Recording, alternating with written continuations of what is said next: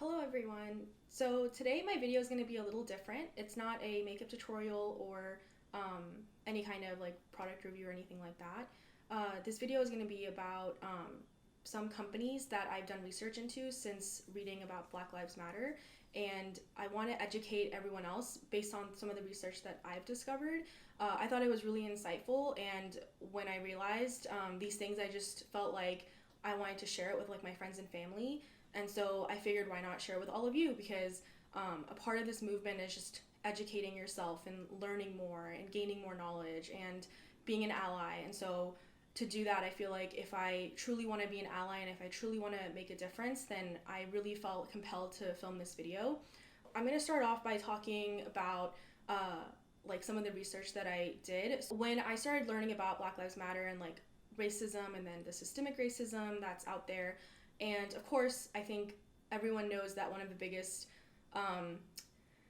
what's the right word, proponent, and I don't want to say advocator, but truly an advocator of racism is President Trump. And so one of the first things that I researched was pro-Trump organizations or organizations that donate to Trump.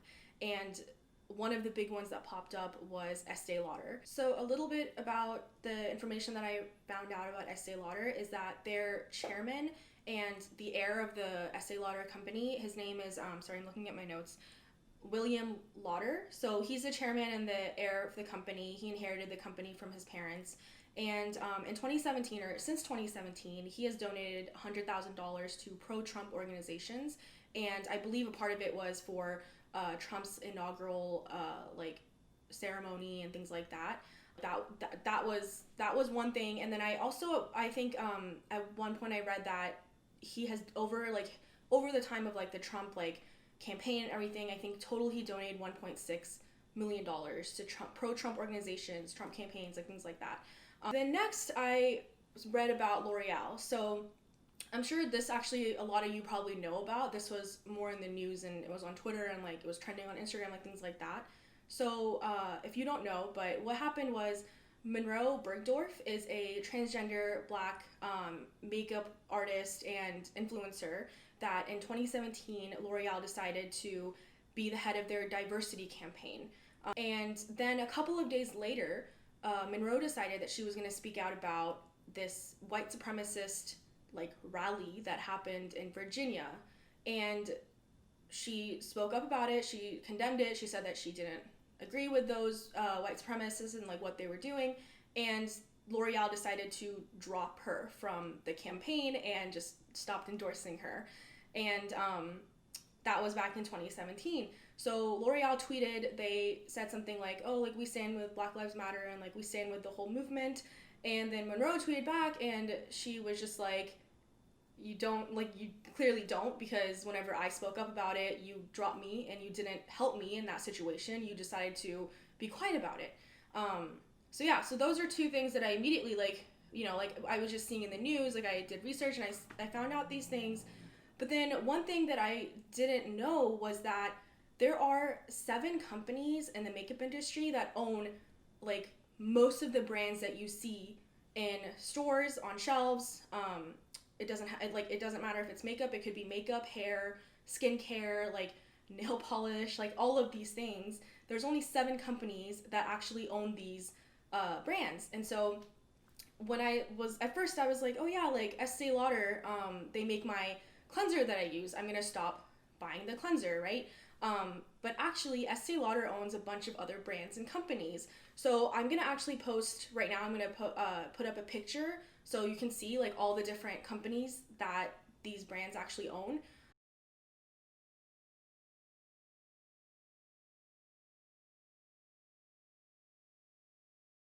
Once I realized that, I just wanna quickly like name some big companies that stood out to me.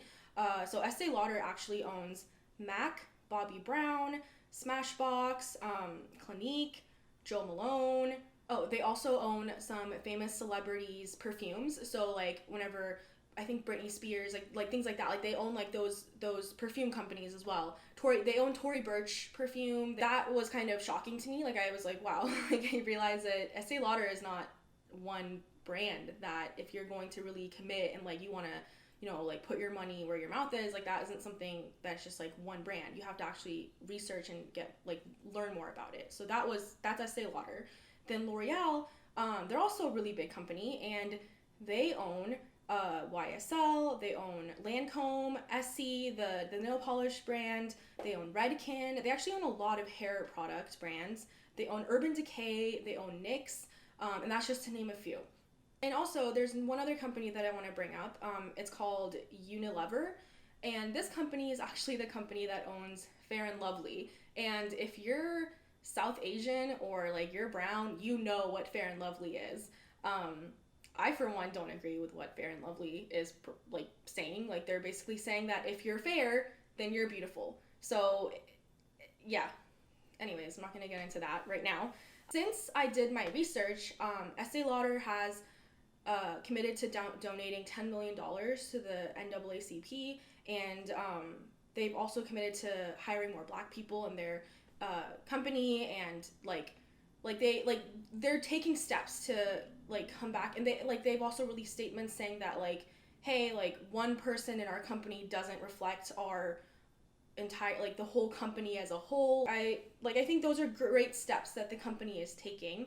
L'Oreal actually since like when Moreau talked out about like what they did to her in 2017, they actually reached out to her. They've since like bridged the bond, and they've actually added her to their UK diversity and inclusion board. So that's a great step for L'Oreal. One thing that I do want to point out though is that they're doing these things now when there's a whole movement. Why didn't and I like, that's great that they're maybe, like everyone has a chance to learn, everyone has a chance to grow, and that's great. But I just want to make people aware of these things and make sure that we hold them accountable in the future, and we don't just let these things drop. Like, make sure you pay attention. Are they continuing to donate more money? Are they going to add, like, is L'Oreal going to add more, like, people of color or Black people or women or transgender women or transgender, like, whoever? Are they going to add more of these people to their boards of directors and whatnot? Are they going to hire more Black people? Like you can't, like, they're doing all these things now, and that's great, but they also need to continue doing these things in the future. I really wanted to make this video because I've realized that I don't use a lot of products in like my day-to-day that are actually from like Black owned brands. Like I think Fenty is probably the only one in Pat McGrath.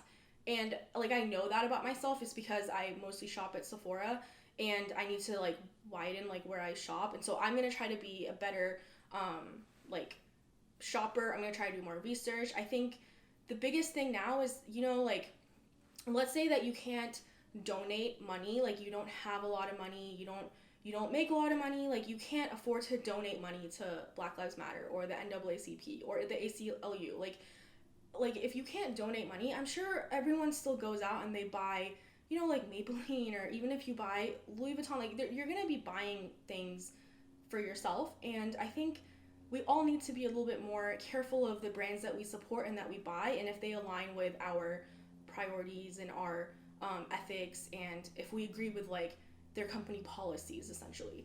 I know that a lot of people do this research. I know that I do, like when I was applying for jobs and like who do I want to work for and things like that, but I've never been good at doing that research when it comes to like what products I purchase.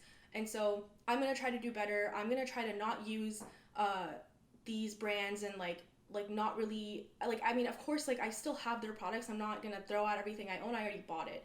But I'm going to maybe attempt, like, do my best to try to replace those products with maybe something else from a different brand that actually is better for Black Lives Matter, or has a more diverse CEO, like, board or whatnot. So I'm going to try doing that, and I encourage all of you to do more research. If you didn't know about these things that I'm saying, like, I don't want to go into depth about all of this, but if you care about these things, then I would definitely do some research about it, learn more about it. That's the biggest thing that we can all do right now. I just want to close out this video by encouraging all of you to go out and, like, just really think about what you're buying and whose money you're, like, just think of it this way. If you're going to go out and buy a $30 foundation, those $30 could end up in an organization that you don't support. Just think of it that way. So if you don't want that money to be going towards something that you're against or something that you don't like, then maybe think about supporting a different brand. Or I know that I'm going to try making that change in my life, and I've already started making that change, and so I encourage all of you to do the same thing. That was what was really on my mind for the last couple of weeks. I really felt strongly about it, so I wanted to film a video on it. And yeah, I hope I see you guys in my next video. Bye!